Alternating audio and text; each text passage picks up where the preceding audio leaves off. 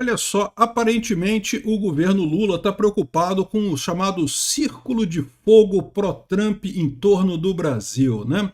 Vocês sabem, a maior parte dos regimes aqui na América Latina tem ido para a direita. Isso não é de agora, não, já tem algum tempo já, né? O Milei se elegeu até antes do Trump estar na presidência americana. Então, essa ideia de que a direita está crescendo na América Latina por causa do Trump é simplesmente falsa. Como eu já expliquei para vocês, a direita está crescendo na América Latina porque a direita está crescendo no mundo inteiro, inclusive nos Estados Unidos, né?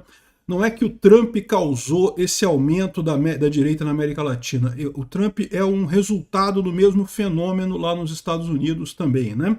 Só que a preocupação deles é que tem duas eleições acontecendo nesse meio tempo, né? Já foi o primeiro turno e agora vai ser o segundo turno, no Peru e na Colômbia, que tudo leva a crer levarão esses países para a direita. E aí o Lula está preocupado com isso. Vamos entender esse caso aqui. Eu sou Peter Turguniev, esse é o canal Ancapso e essas notícias foram sugeridas por Peter, o ANCAP da Pesada, Olho da Providência e várias outras pessoas. Obrigado aí o pessoal que sugeriu notícias lá no nosso site, no visãolibertaria.com. E obrigado a você que está assistindo o nosso vídeo. Se você gosta do nosso conteúdo, por favor, deixe o seu like, se inscreva aqui no canal, né? Então tá aqui, ó. Veja, o pessoal infere aqui que o Trump está cercando as garras do Brasil, né? E de certa forma está, mas não é o Trump fazendo isso de propósito, né?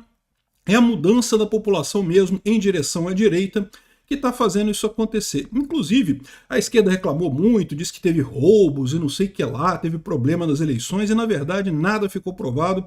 Ou seja, as eleições estão acontecendo sem problema algum, né? E, em tese também, o fato de você ter candidatos à direita nos países vizinhos ao Brasil não quer dizer nada sobre o Brasil. Ou seja, não é como se a Colômbia e o Peru fossem invadir o Brasil caso o Lula ganhe a eleição, né? Então, assim, a preocupação desse pessoal é justamente eles estão vendo o problema acontecer, né? Como eu falei, a esquerda está desesperada no Brasil. Tem três motivos para isso que podem estar acontecendo, né? Um deles é exatamente isso, o pessoal vendo que a esquerda está perdendo na América Latina inteira. É só natural imaginar que perca aqui no Brasil também, né? Os outros dois motivos é a questão de pesquisas, que eles podem estar sabendo de pesquisas que a gente não sabe ainda, que estão bem ruins para a esquerda, né? Boas para o Flávio Bolsonaro. Ou então também a questão do próprio Trump com questão das tarifas, né? As tarifas vão machucar o Brasil mais do que a esquerda gostaria que acontecesse, né? Então, a esquerda está com essa preocupação. Agora, para pensar, por que as eleições aqui na América Latina gerariam esse problema para o Lula, né? Em princípio, não muda nada aqui no Brasil, né? Mas aí que tá, é o que eu falo para vocês. O poder no nível que o Lula tem, no nível de presidência da República, ele funciona muito com a perspectiva de poder, né? Quando você entende que aquele poder vai continuar. Quem acha que o Lula vai ganhar a eleição, começa a olhar para esse fenômeno na América Latina, começa a olhar, pô, peraí, tá todo mundo perdendo. Se tem o Trump por trás disso ou não tem, não interessa. O fato é que está havendo realmente um caminho para a direita na América Latina, né? Esse caminho para a direita, alguns atribuem à ação do próprio Trump, como eu falei, eu acho que não é isso. Eu acho que esse movimento já vinha de antes, né? O Trump pode ter ajudado com a extinção da USAID, né? Lembra que da USAID? O pessoal tem colocado isso, né? Que desde que a USAID parou de receber financiamento americano, que nenhum governo na América Latina mais ganhou eleição, né? A implicação disso é que a USAID interferia nas eleições aqui na América Latina. Mas vocês sabem, eu sou um pouco cético dessas coisas, tá? Não é que não exista algum dedão na balança lá da USAID, havia alguma tendência mesmo, mas assim, acreditar toda essa mudança para a direita ao fim da USAID, eu acho pouca coisa, tá? E, de novo, vale lembrar que a questão do Milei, né, que foi eleito presidente da Argentina antes até do Trump ser eleito presidente americano, ou seja, a eleição dele não teve nada a ver com isso, né? Na época ainda era o Biden, né? O Biden, se havia alguma intenção lá dos Estados Unidos, era de ajudar o Massa, né? E o Lula também tentou ajudar o Sérgio Massa, né? Mas acabou que o Milei ganhou do mesmo jeito. Então, eu não sei se é isso não, mas vamos entender aqui o que está dizendo aqui a BBC, né? No mês de junho, dois países da América do Sul, vizinhos do Brasil, vão decidir se querem ser governados pela direita ou pela esquerda nos próximos anos. O Peru, nesse domingo agora, e a Colômbia no dia 21 de junho, né? Em ambos, as últimas eleições presidenciais foram vencidas pela esquerda, mas agora os candidatos da direita são favoritos após terminarem o primeiro turno amplamente na frente, né? São eleições com potencial de inclinar o mapa político da América Latina de vez para uma direita alinhada ao governo Donald Trump nos Estados Unidos, e com isso pode ter um impacto direto no Brasil, segundo analistas. E aí que eu falo para vocês, por que o impacto que eles estão dizendo aqui, né? Não faz sentido, que diferença tem, né? O único ponto é esse que eu falo, é a questão moral da coisa. E é lógico, também o fato de que a USAID não vai estar ajudando o Lula, isso também ajuda sem dúvida alguma, né?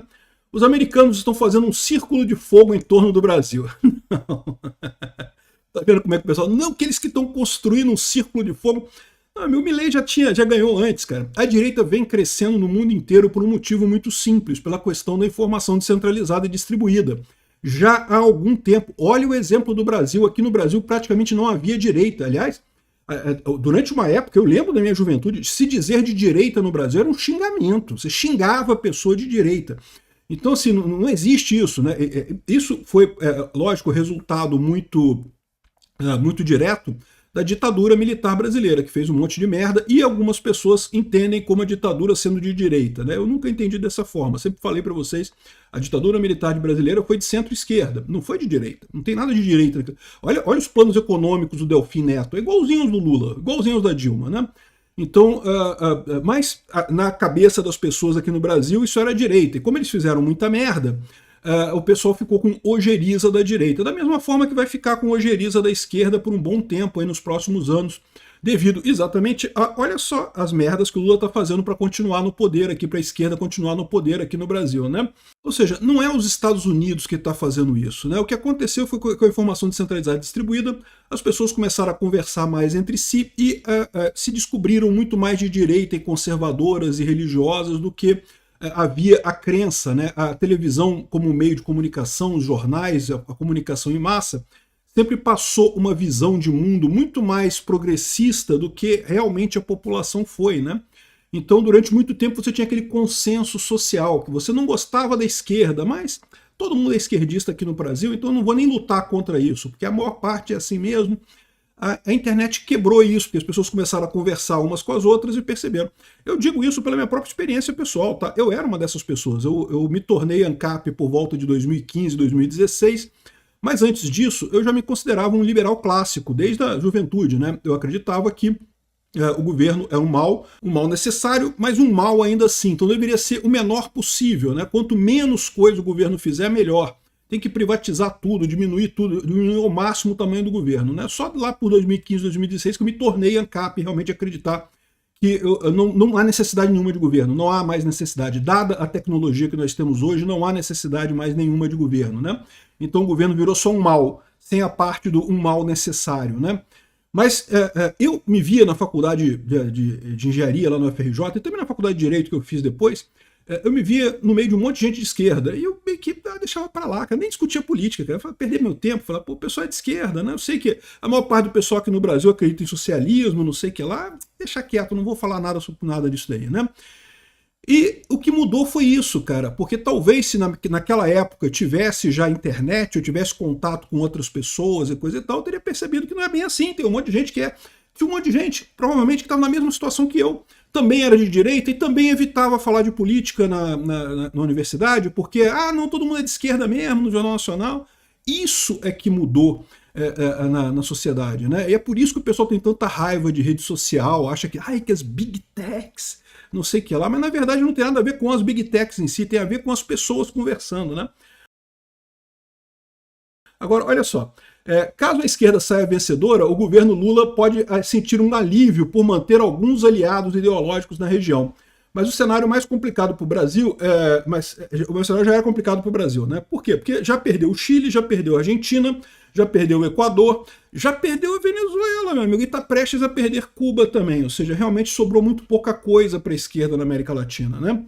E aqui, ó, uma vitória da esquerda nesse país, principalmente na Colômbia, vai ser obviamente comemorada no Planalto, mas não significa que a vida do Lula vai ser melhor.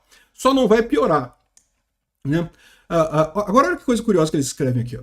No caso do Peru, nas últimas eleições, foram vencidas pelo dirigente sindical Pedro Castillo, da esquerda, que foi destituído do cargo e preso após tentar dissolver o Congresso no fim de 2020. Não!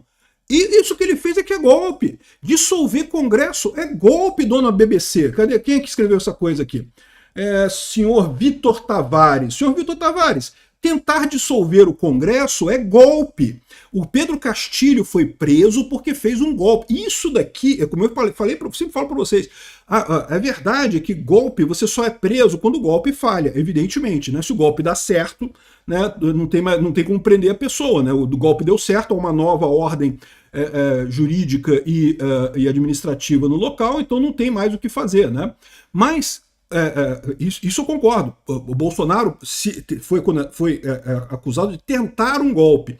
Só que ele não tentou. Ele nem começou a executar. O que o Pedro Castilho fez no Peru, isso sim é uma tentativa de golpe.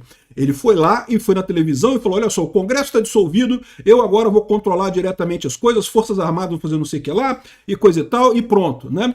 Isso é uma tentativa de golpe. Deu certo? Não, não deu certo. O pessoal não obedeceu ele foi preso pela polícia e pronto, está preso até hoje. E, por mim, continua na cadeia o tempo todo, né?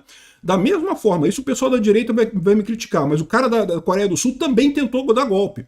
O cara da Coreia do Sul, que é de direita, tentou dar golpe lá também. Isso é tentativa. O cara foi na televisão, falou que estava dissolvendo o Congresso, que ia botar sensores nas companhias de mídia, que não sei o que lá, não sei mais o que. E deu errado, o pessoal foi lá, prendeu ele, e eu quero que ele se foda também. Isso é golpe. Não tem esse negócio não, né? Agora, Bolsonaro não. O que Bolsonaro fez? Teve nada, cara, não teve um decreto, uma ordem, não teve nada. Então não existe isso de golpe do Bolsonaro, não faz sentido. Mas aí, quando é golpe de verdade, o pessoal da esquerda fala, não, ele tentou dissolver o Congresso, como se fosse a coisa mais, vou dissolver o Congresso ali, eu tentei dissolver o Congresso, deu errado, vou dissolver o Congresso ali. Porra, que porra é essa, meu amigo? Isso aqui é golpe, porra. Tem que falar com toda... Foi destituído do cargo por tentar um golpe. E isso daqui é um caso de tentativa de golpe. É porque eles não querem ressaltar isso, porque justamente fica óbvio o quão distante isso é do que aconteceu com o Bolsonaro, que eles estão tentando até hoje inventar esse golpe do Bolsonaro, dizer que ele teve golpe, não sei o que lá. Condenaram o cara, prenderam o cara, fizeram isso tudo. Mas não foi tentativa de golpe nem aqui, nem na Conchinchina, aquilo. Só na cabeça da careca do Alexandre de Moraes que foi um golpe aquilo ali, né? Bom, mas aqui, ó, desde então o país vive uma duradoura instabilidade política, né? Enfim, essa é a preocupação deles, né? A onda conservadora e o efeito Trump. Esse pessoal insiste em dizer que isso está acontecendo por causa do Trump, que o Trump é o culpado disso. E não é o caso, tá? O Trump ele é resultado deste mesmo fenômeno lá nos Estados Unidos, ou aqui nos Estados Unidos, né? Não é que ele tenha causado isso, ele é resultado do mesmo fenômeno, né? Então sim, o Lula pode se preparar aí para o círculo de fogo. Meu amigo, o círculo de fogo vai queimar o Lula. Obrigado por assistir nosso vídeo até o final. Tem alguns links para você nos ajudar aí na tela e também na descrição desse vídeo. Contribua com o nosso projeto.